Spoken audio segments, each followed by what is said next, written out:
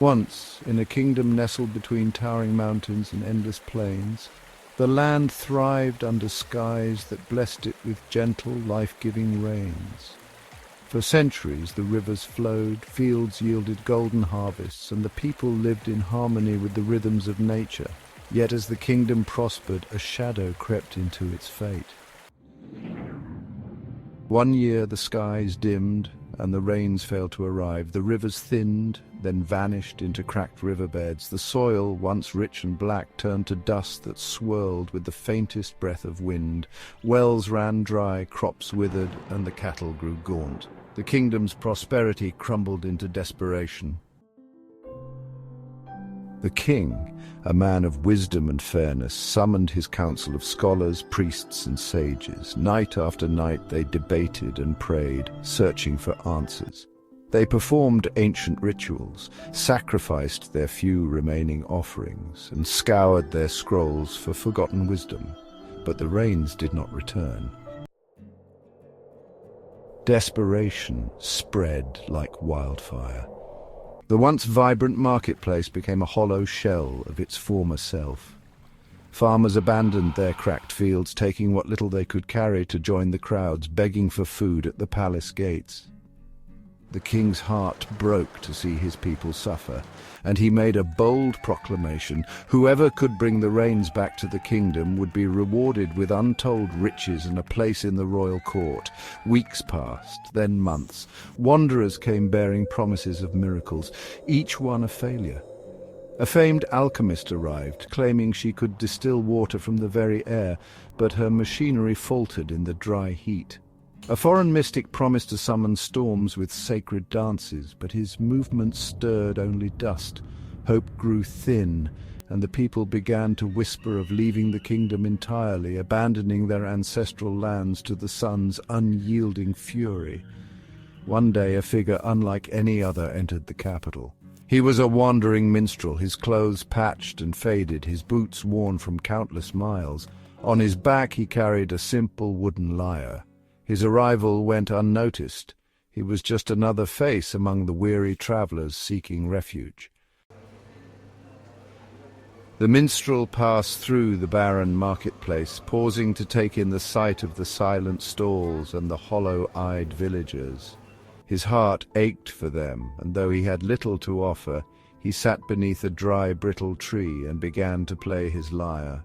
The music was soft, hesitant, as if testing the air. It carried a melancholy tune, echoing the sorrow of the land. Slowly the villagers turned toward the sound. They gathered around him, drawn by the gentle notes that seemed to soothe the ache in their hearts. The minstrel's fingers danced across the strings, weaving melodies of longing and hope. As the music filled the air, a curious thing happened. A single grey cloud drifted into the sky above. It was small and fragile, barely noticeable, but it was the first cloud the kingdom had seen in years. The villagers stared in wonder, their parched lips murmuring prayers. But as the minstrel's song came to an end, the cloud dissolved and the sky returned to its pale, empty vastness. A word of the minstrel's strange gift spread quickly. The king summoned him to the palace and with great solemnity begged him to play for the skies. The minstrel, humble and unassuming, agreed. A grand stage was built atop the highest tower in the castle, and from sunrise to sunset the minstrel played his lyre. The first day the sky remained unbroken, but on the second day wisps of clouds began to gather. By the third day the clouds grew darker and heavier. On the fourth day a drizzle fell. Though it was not enough to quench the land's thirst, it was a sign of hope. The minstrel played tirelessly, his music growing richer and more intricate.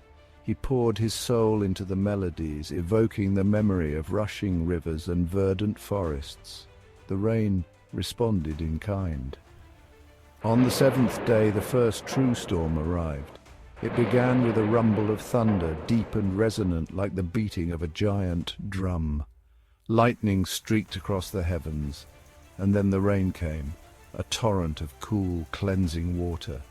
It drenched the land, turning dust to mud and filling the air with the scent of wet earth. The people wept with joy, dancing in the downpour, and lifting their faces to the sky. For weeks the minstrel continued to play. The rains fell in steady rhythms, restoring the rivers and nourishing the fields.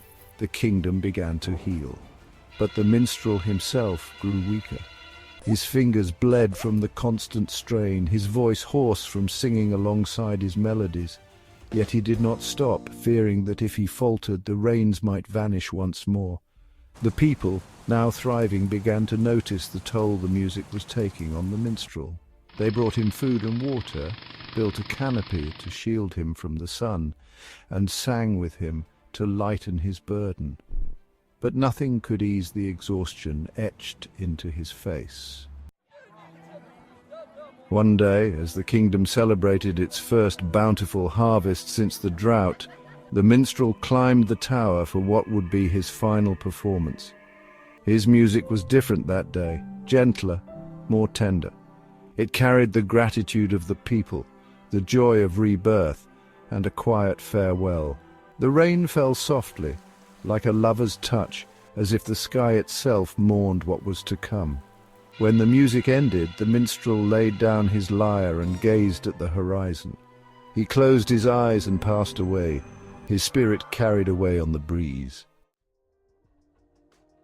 The people were heartbroken, for they owed their lives to the minstrel who had given everything to save them. The king decreed that the minstrel's lyre be enshrined at the base of the tower, a monument to his sacrifice. Yet the minstrel's true legacy was not the lyre, but the lesson he left behind. The people began to sing and play music of their own, not only to honor the minstrel, but to keep the rains alive. Every year, on the anniversary of the first storm, they climbed the tower and filled the sky with melodies. And though the minstrel was gone, his music had awakened something ancient and kind in the heavens. The rains continued to come, not because they were summoned, but because they remembered the joy of song. The kingdom flourished, forever grateful to the minstrel who taught the sky to sing.